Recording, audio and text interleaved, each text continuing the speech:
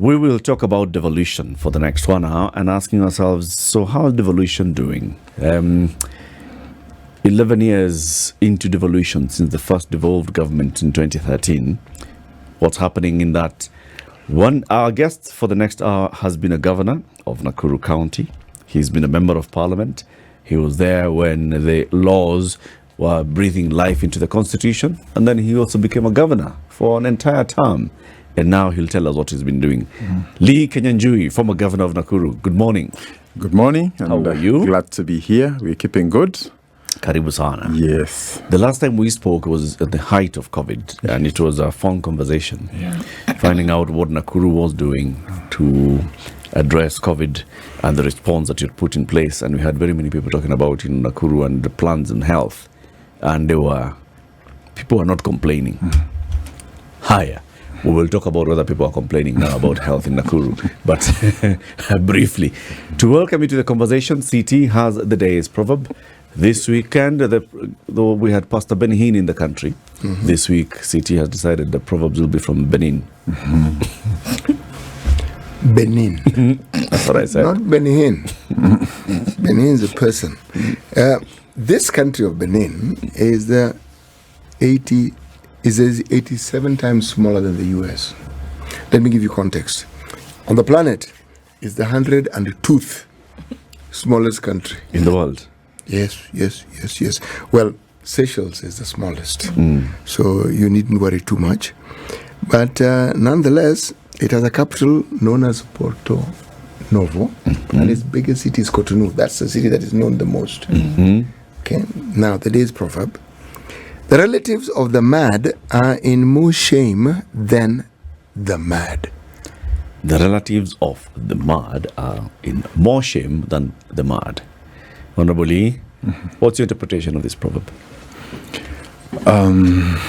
First, I think it's a brilliant proverb, but the mad person has no capacity to bear the shame. So it is the responsibility of those around them to carry the shame on their behalf, my thinking. What do you think the deeper meaning of this would be?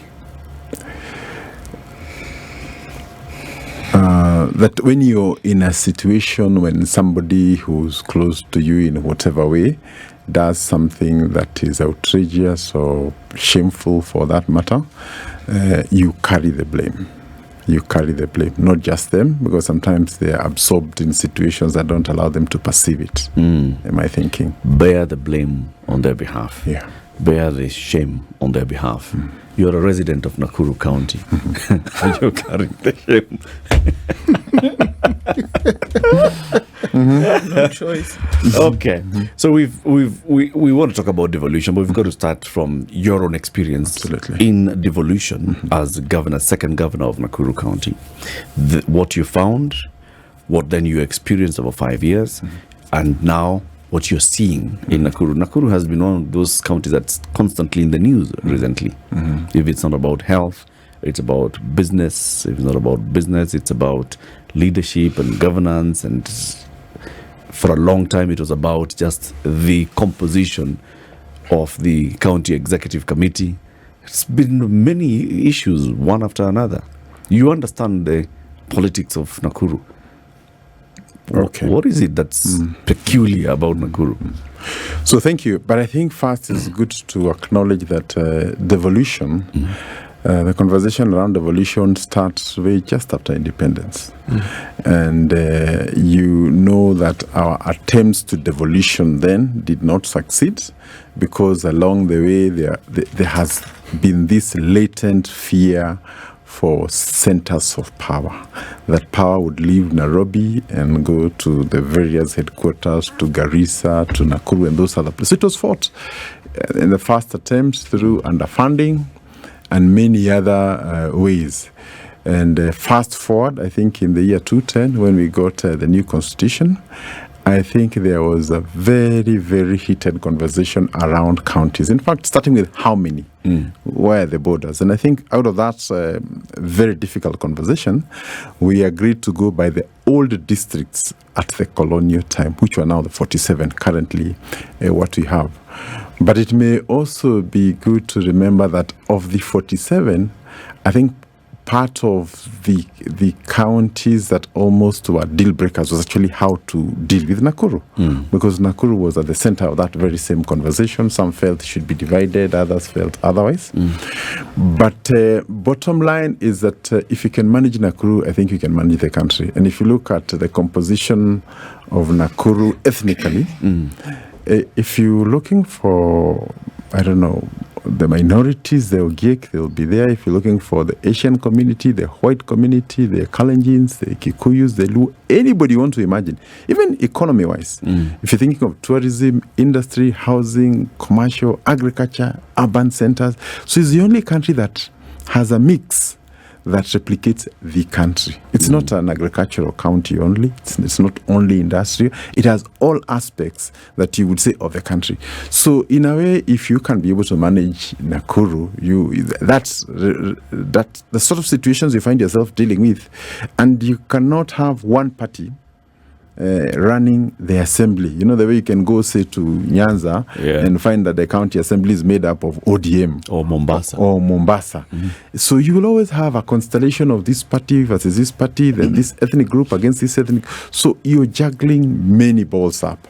And I must say, it calls for a lot of listening for that matter, a lot of ensuring that everybody feels somehow represented and happy, much as it would also be at the national level.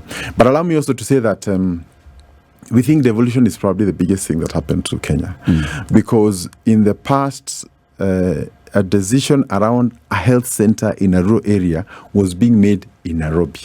And the minister or the PS, for that matter, did not have the benefit of knowing how do the people live there, how do they experience the problem. They would go there one day and, that kind of thing.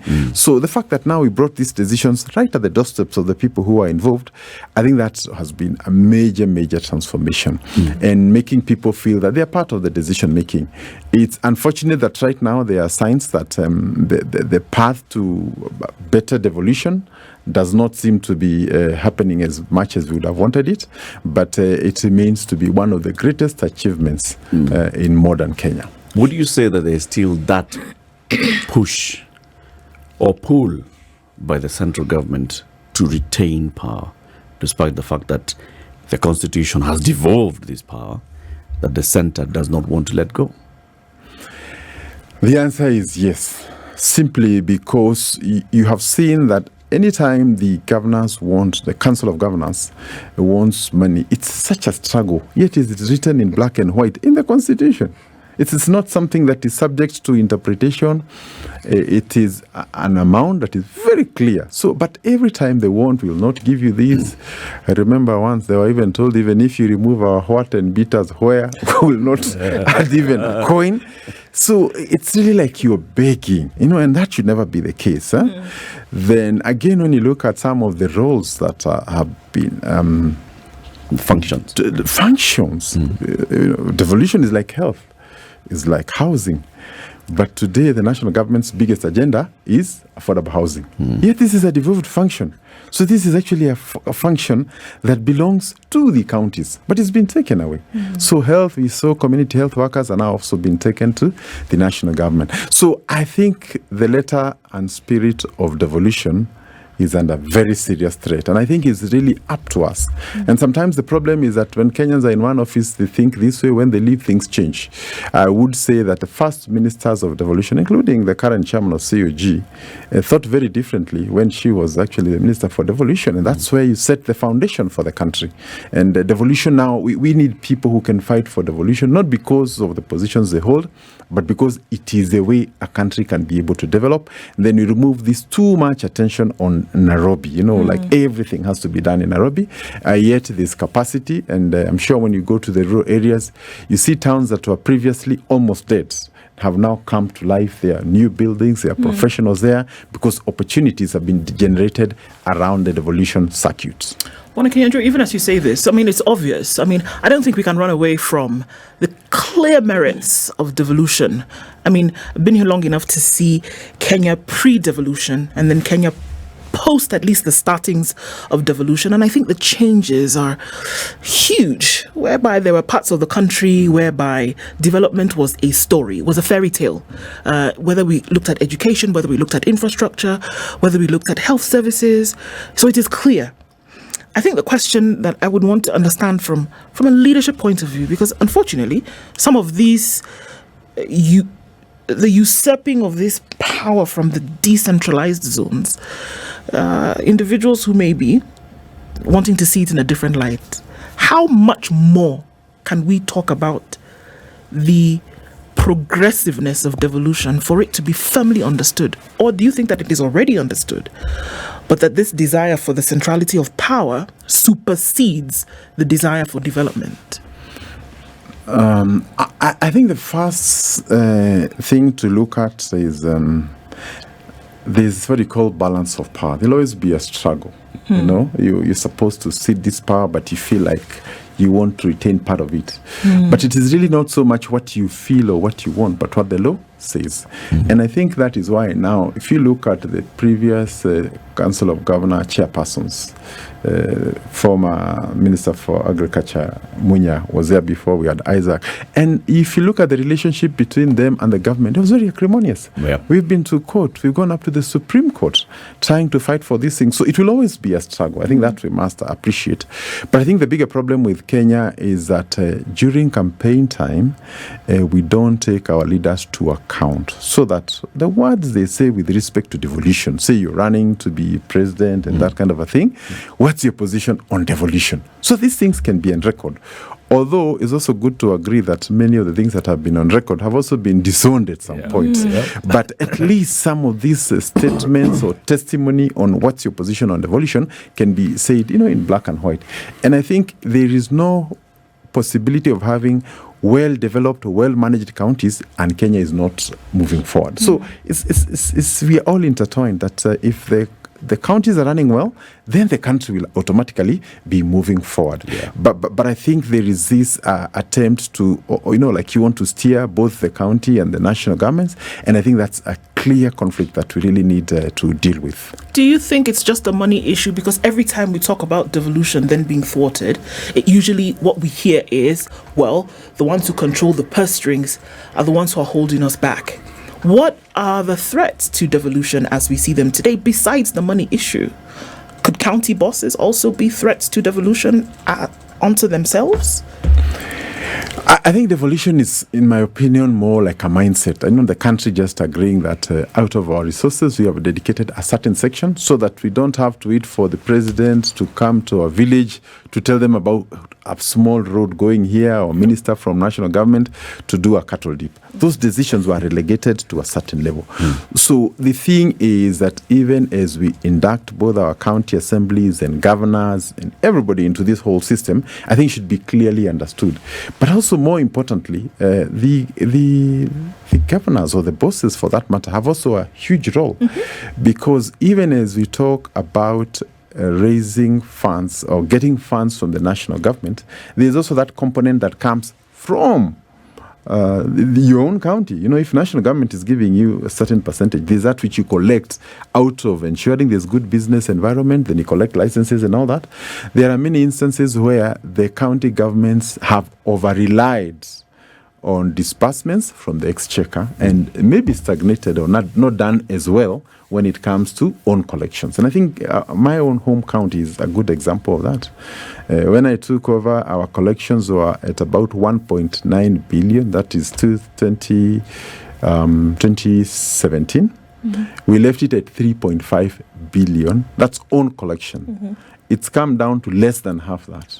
So you see also, even as we say that the national government is not doing its part, I think there's a responsibility that we must also take in terms of running the county in a manner that is also sustainable. Because it is also true that devolution was anticipated to get to a stage where a county can be able to even loan even the national government, because they have instruments, they have resources that they can be able to use and become self-sufficient. When you talk about this issue between national and county, and like you said, when somebody is running for top office, they need to clearly state their position on devolution. even when they're running, they need to constantly keep pledging that they support and uphold devolution. If we look at the current case, the president has said it many times, I support devolution. In Nakuru, with a meeting with the governors, he said, I support devolution. But this was in response to a complaint by the governors who were saying, you are clawing back on the gains of devolution, Mr. President. When, for example, we talk about functions being passed on to the counties and there's been delay of the rollout of those functions, the release of those functions. When we talk about health, and you seem to be wanting to run some aspects of health that are devolved. When you talk about even building of markets, and the national government wants to be the one that is building markets, that's a county role. All these issues are showing that the national government does not want to let go. When you talk about even the resources, the shareable revenue, and the national government insisting that it can only give, how much is it now? Is it 490? No, now that they can only give 390. 390, right? They've right gone now. from 370 to 390. To 390. And yet the national budget is going into trillions of shillings. That does not speak of somebody who supports devolution. It comes out and says, let me assure you, I support devolution. What would you answer if you were sitting there as one of the governors? I think comments around what you believe and the assurances would best be judged by the actions that follow. Not so much, the words. Yeah, because also, like anybody else, he's also a politician. Even if he does not support, he cannot stand up and say, I no longer support devolution. So whether he supports or not, his answer is always going to be, I support devolution. But the actions that follow, including timely disbursements, and I must say the issue of housing is critical because it's one of the functions given to the county. The county can be able to do all that is being done under the housing agenda using the instruments given to it, including availing land for construction, giving designs or standards to be followed, getting private sector to come and work on it. So that role has actually been removed from it. When it comes to health, you have aspects that are already being done away with. So before long, after you remove all these functions, we'll be saying, what is the role of county? What's the role of a county government? Why do they need money? Why do they need all this money? We're already providing housing. We're already doing this to agriculture. We are doing this here. So again, we get back to the old struggles that we've always had. But I think the architecture of the constitution was so clear that there's so much that the national government can do, from health to education, to standards, to air safety, areas where you're not competing with anybody, areas like international relations, international trade, diplomacy, all these issues, we cannot say they have been fully executed to the A mark. Yet now we are fighting over lower areas that now other people should be helped or facilitated or capacity built for the counties to be able to rise and ensure that we are where we ought to be. So I think there's a bit of realignment that we need to do. And maybe also for the housing, allow me to say that there's a fundamental question of we avail this public land, then this developer comes and does a house. Once they are through, that house is allocated to Eric. Yep. Eric is a private individual. Yep. So you paid, but you benefited from public resources, but you're an individual. Yep. So you cannot tax people, but the benefit ends with an individual. You tax people for a public good, for a road, for a hospital, for a school. But when it ends up with a Peter or a John or whoever, then that is a personalized benefit that goes to an individual. Yet the taxation is to all of us. So I think we need to look at some of these issues because there are many ways in which you could achieve the affordable platform. And there's no way we can talk of achieving an affordable housing agenda when, for example, cement has gone up by about 40%. In the last 6 months, when steel has gone up by another 40% in the last 6 months or so. So how does it become affordable when the input costs are going up? Rising. So all we need to do is to manage the input costs. That's the function of the national government. The macroeconomics, inflation, all those issues that relate to keeping the costs low. Then now the counties and everybody out there can be able to do. Then there's also the issue of when you look at the housing agenda, we probably want to do some 500,000 houses for absorption by the economy. The question is, Do you have numbers as to how many the deficit, say in Nairobi, in Mombasa, in Nakuru, in Kisumu, and all those places? And if there's a deficit, I think it's also good to admit then those people would be visible on the streets as the homeless if there was a real deficit.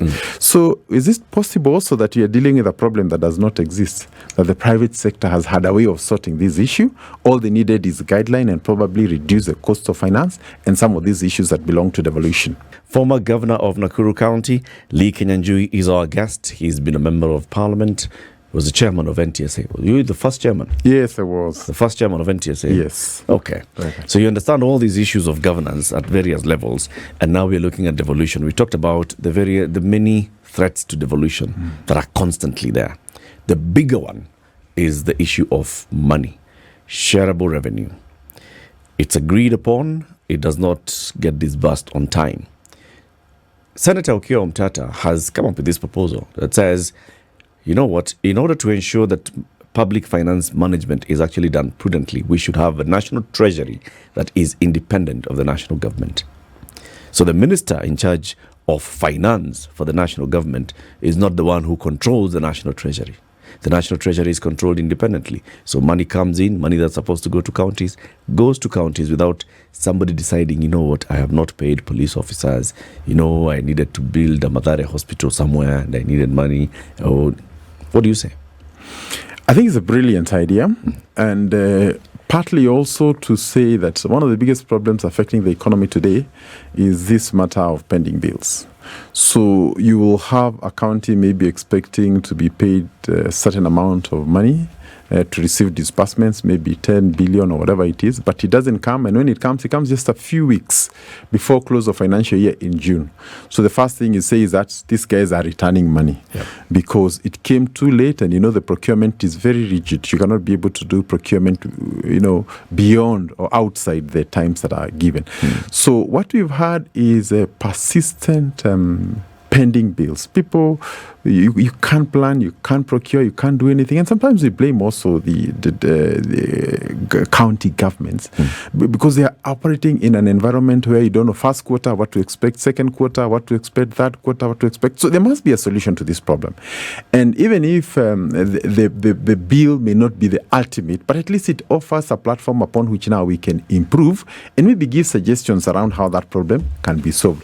So that as a governor, you are aware of what sort of resources you're going to have throughout the entire year, when they are going to come, and therefore you can be able to engage some suppliers to be able to provide the services necessary and at the right time.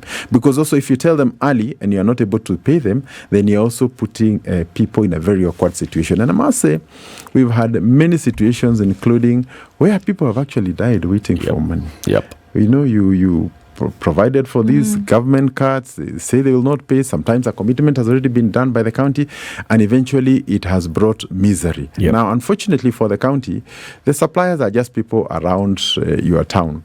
So, you know, when you've said build this hospital and then finally you're not able to pay, you wake up to see this man every day in the morning. Some of them go into depression, some of them have their loans recalled and so on. So I think we must be able to look at this whole thing and also the impact it has on the ground. So I think the bill to me is a good platform upon which now we can engage. And I think it is important for counties to be given what it takes. Then we can put the governors to task when they are not able to deliver. But when half the time they're engaging in, walking into this office or the other one, try to beg for money, hoping it will come tomorrow or the other day.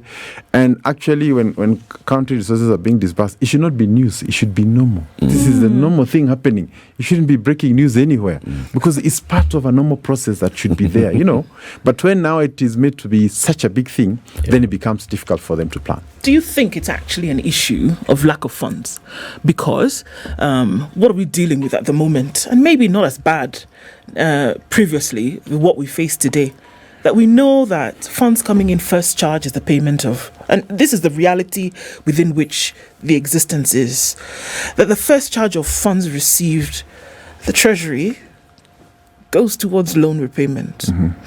And whatever is left, essentially, is what every other commitment for government then will take up. all of everything, counties, everything else will take up that remaining money. Do you think that it is not for lack of commitment to have this done, or it's not for lack of support for devolution, but it's for lack of actual available resources to put behind this? Do you think so? I wouldn't think so. Okay, it's true, there'll always be constraint of funds. But when the law clearly tells you that this belongs to this level of government, the constraint should be to the extent of what is allocated to you, what the law allocates you. But you cannot take even that which belongs to devolution and use it. Yeah. Then I think more importantly is the appetite for government to take up loans both locally and outside. And the more they take, the more they have to be repaying, which means the money available for shareable revenue gets smaller by the day, because that's going to be the first charge at any one time. And I think it is for this reason in the Constitution we said that there'll be Parliament and there'll be Senate. Senate will put, the county governments on check, which they are doing, but I think much more still can be done. And the National Assembly was to do the same with the executive. So, for example, the debt ceiling, when we keep, from 8 to 9 to 10 to 11, now we are going on a floating rate. And sometimes, what the government, and this is true to any government, they manipulate numbers to show that growth is at this level, this has improved, therefore we can even Our borrow GDP more. is this much. Is this much, and it is their numbers. And I think also it's good to say that we have had situations where even the multilateral lenders, have manipulated numbers when they want to give you money. They come and say, we are projecting that your economy will grow at this rate in the next 5 years, you'll be able to do this, so therefore you qualify for this. And you end up piling debt upon debt upon debt. So actually, the rising debt in Kenya is a major threat to devolution, because you'll only get what remains after they have repaid. Yet, and that's now where we would really call upon institutions like Parliament and Senate to play their rightful role. Because when you have a floating ceiling, then it means you really have no ceiling. And I think the bigger problem is sometimes relying on these institutions, and their work is to give money, tie you, make sure you meet certain conditions, and whenever they require a country to be a mouthpiece for them, they can tell you, say something about Israel, say something about this other one, condemn this one. You lose your sovereignty completely. And I think Kenya is a classic example of that. We so far, our grading has really gone down. Just a few years we were at a different level. So before long, we are also looking at this issue of debt as being a threat, not just to the country at large, but also to devolution, because we will continue to suppress the resources available, and eventually health and water and everything else will be consumed. The story of devolution is an interesting one, especially when you look at the concept of it and the idea of it. But our lived reality in this country takes the pendulum to a completely different side altogether. Now, there are those who argue that one of the things that we actually devolved was corruption and mismanagement of public resources. My reference point here is what you refer to as own source revenue. In the time that you were governor, and in the time when you would converse with other governors during your COGs, would you say the number of people or the number of governors who had actually come up with a blueprint of what it is that their own source revenue capacity was before talking about what they collected? Because, for instance, in Nairobi, we keep hearing of so-and-so comes up, collected this billion, so-and-so this billion, we are thinking we will collect this billion. But what exactly is the capacity? What exactly can you collect? So that when you talk about, for instance, your 3.5 billion, you say, our anticipation was 5, but we fell short. So we hope that by this time we'll get here. I ask this because if counties are to be self-reliant, there has to be a plan that shows that your own sales revenue can get to a point where it can actually run the county. And in the absence of that, all these figures that we hear county governors telling us about are as good as smoke because it's just figures. Yes. Do you think, and did you come across fellow governors who had actually done the due diligence so that they could tell you, this is how we've planned to do this? Okay. First, it's good to agree, just like in any other institution in the country, corruption is there. And I think corruption exists at all levels. But the thing to deal with corruption is just to create systems whereby it does not depend on what you want. If I come to pay for my parking meter, for, when I put my vehicle there, it's 50 bob, I should pay on the app and there's no conversation. But the absence of systems allows conversations, mambo ya wazee, and other sort of discussions. So the thing is to try and automate everything. And I want to give my example. When I served in Nakuru, we tried to automate all our hospitals. So if you go there and you needed to pay some money for a laboratory or whatever, everything was an M-Pesa. And I want to say that our revenues went up by nearly 300%, just on account of that, automation. Because you remove any conversation between the person who's supposed to pay and the one who is receiving. Secondly is that we have CRA, Commissioner of Revenue Authority, and their work is to help us to come up with a formula for sharing revenue between national and county, but they also have a bigger role in helping us to improve our collection and methodology and also the structures we put therein. And for Nakuru, we had worked with them to come up with a revenue board, which is essentially just like a KRA, but at the county level. You separate it, because what happens is you go to a market, these women plead with you, oh, we don't want to pay here, there's COVID, there's all this, you give into that. You go here, the church comes and says that, oh, we are building this very big church, you tell your people, we don't want to pay this. So as a politician, you are bound to feel, like you've been called to help them. But when you separate that and make KRA an independent body that is able to run now at the county level, then the collections will definitely get well. So we put all those structures. So the solution to corruption-related issues is put structures. And those who go outside the structure, there must be a clear system of punishment. If it means repaying or you sack them, get them out of the system, then the others will learn how it should be done. And then you monitor it on a day-to-day basis.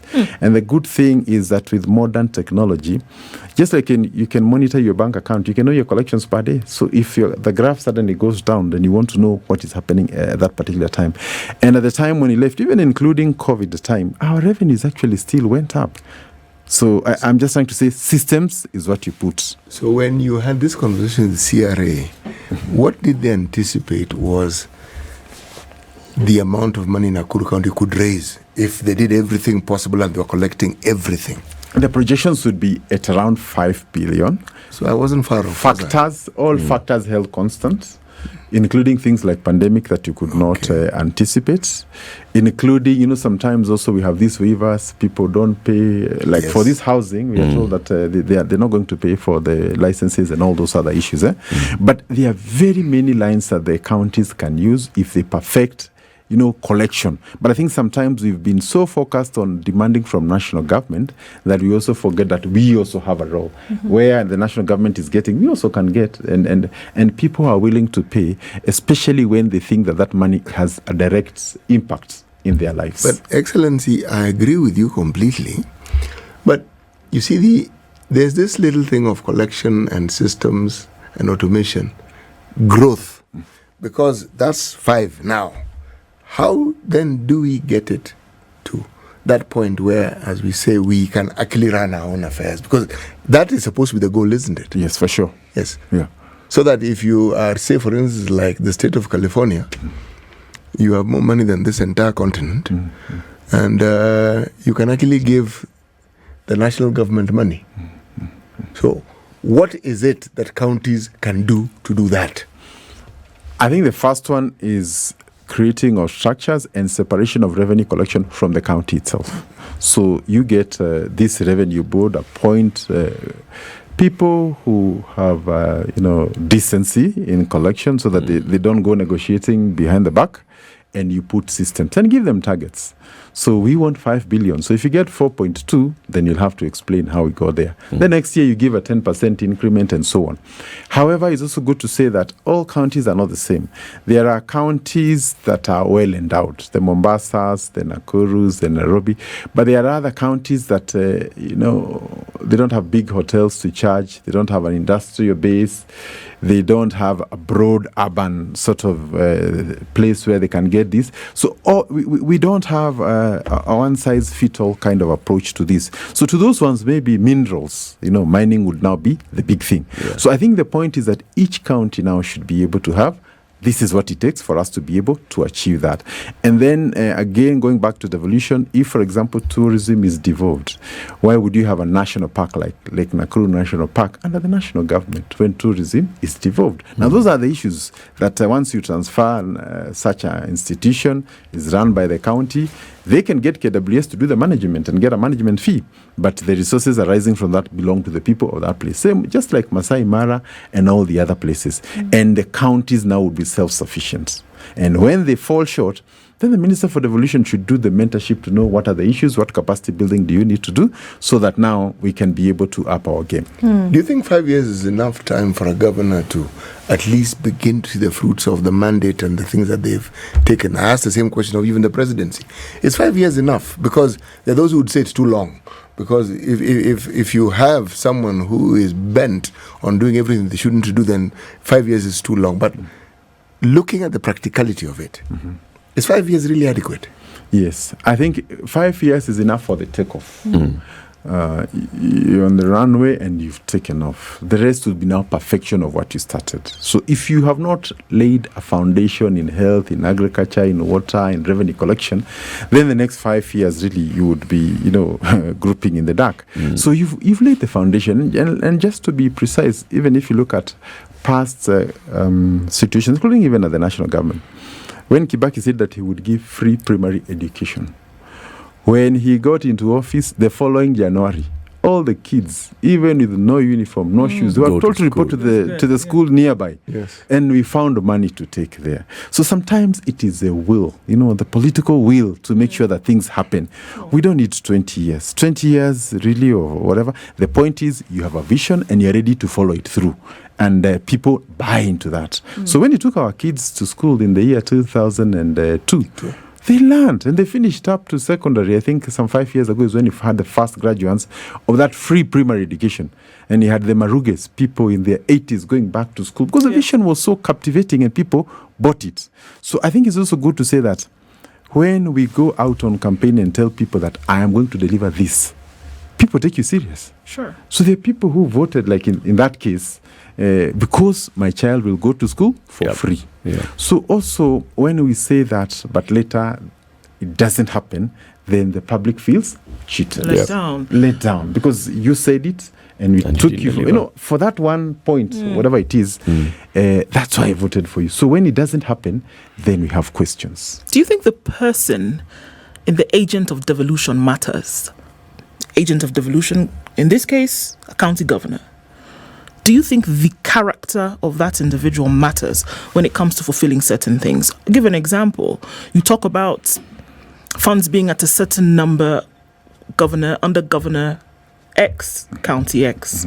If we look at those funds dropping to whatever in terms of revenue over the next certain period, do you think that all of this can come back to the person that sits in that position to command certain development? Does it matter who it is, as opposed to that there is a person there?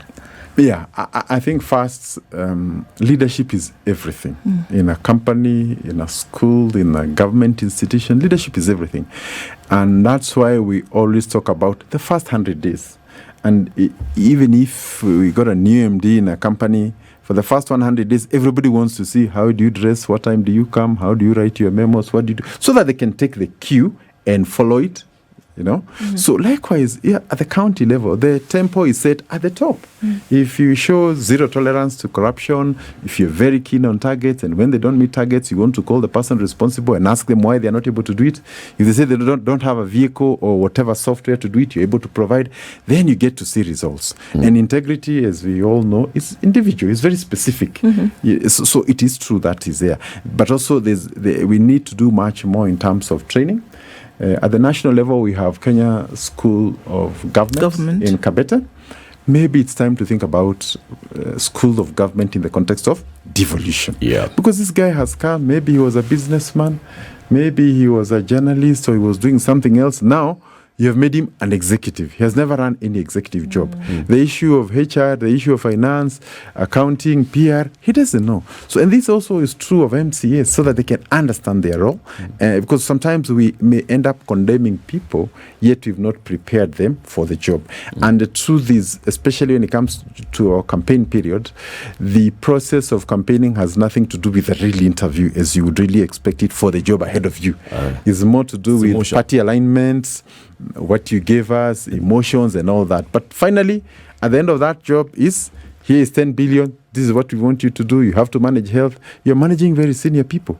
And maybe lastly is also to confirm that the people you appoint, 50% of your work will depend on the people you appoint. If you appoint lazy people, it doesn't matter what you do thereafter. If you appoint corrupt people, it doesn't matter what happens thereafter. They will deliver results that are consistent with their CV. So again, ensuring that you put people with clear intentions, with the capacity, and that also sends a signal to everybody else. Because if you appoint somebody who's a known, say, land grabber, people don't expect a miracle to happen. They know that will continue even as we move forward. So even as you stand and say that you want to fight corruption and land grabbing, yet the people you've appointed appear to ascribe to that kind of thinking, then you look like you're double speaking. So I think devolution has a long way to go, but we must learn from the past and seek to make a stronger tomorrow. Do you think the public is learning from the past or anything at all? When you look at the characters that they elect into these offices, like you've just said, it's not about, being pragmatic and thinking, okay, this person has the capacity to do the job. It's all these other emotive issues. Alikuja, alituletea pesa, alituletea sukari, alikuja kwa mazishi kila time, anaongeanga, he's a tough talker. He fights the current governor, he points out the mistakes, and that's what the person that we put into office. Is the public learning that it's important to think of the capacity of the person who's vying for the position of governor and even of the county assembly? I think we still have a long way to go. But in principle, if you're appointing even a primary school head, you want to know, where have you taught before? Where have you headed before? And it's simply because the principles of management don't change. Even if you're heading a smaller unit, now you're in a bigger unit, in a bigger space. So, and I'm sure you've seen some adverts that say, if you've not handled more than these people, don't even apply. Or if you've not, don't even bother. Because you will get into a situation whereby you're overwhelmed and nothing really gets to move. Another 5 years are gone. So I think a lot of civic education will be necessary. But also, it's good to know that a lot of the decisions you make in the office of the governor are also seen in the context of what will the public take it. So, say, for example, you want to deal with the hawking issue. The Wanjiko would like to be able to go to Kenyatta Avenue, whichever street, wherever, and trade whatever they want. They would want to come and build a kibanda outside, So, but is that the right thing to do? You want to bring proper urban planning, put people where, business can be done and there can be growth. But sometimes when you do that, there's a bit of backlash. So then you have this populist guy who says, musiondoke, kaeni hapo na natetea watu wake, But the point is, we should also be embarrassed as a nation. We going to Singapore, we go to all these countries, we see how things are done. We pay so much money to do benchmarking. But when we come here, we do the very opposite. What was your experience, actually, Governor Kinyanjui, on you moved people out of the CBD and created a new bus stop? Let's just use that as a case study. Yeah. Okay. You see, when you want to make a town expand, if I alight in a bus stop, let's say I've come from Nairobi and I'm going to Ravine, and then I board another one from there, I go to Ravine. I've had no interaction with the town. So our thinking was, you alight here, you walk maybe some 500 meters, you'll buy some credit here, you buy some food, you buy a shirt, tropical. You buy something. So you increase the interaction of that person with the city, And it's the same principle that actually happens even in a supermarket. They will not go and put milk and bread here in front. They put it at the farthest point. So as you go to get your milk, Essentials. You're going to see something, you see this. So although you went for milk, more often than not, you'll come out with something else. So ideally, what you're trying to do is to spread the town. Because if you put all the people together, then you cannot be able to deliver. There'll be security will become an issue, congestion will be all over. But now, because of populism, people will come and say, no, we'll return you here. But when you return, then you have chaos, people cannot move forward, and growth now is constrained. And that's why I'm saying sometimes you have a conflict in urban planning. You know this is the right thing, but there are people who would want to play the short-term game of pleasing. And if you recall, even when you were trying to bring sanity in the public transport sector, Mishiki had to make the difficult choice of saying, we are going to do 14, the driver must wear a uniform, must do this, and that gave a bit of, currency to the public transport, a bit of sanity. So I think we need to, it's a conversation that we need to move forward.